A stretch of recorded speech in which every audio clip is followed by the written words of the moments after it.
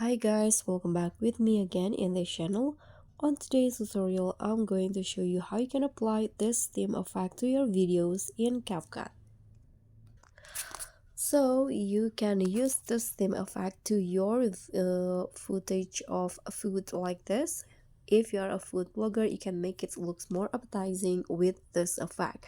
So just add your footage and then go to effects, video effects.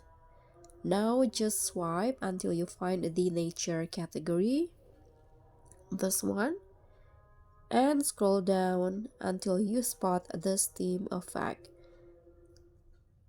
This one's right here. Click on the effect. Now you can adjust it to make it more natural. And here you can also adjust the atmosphere.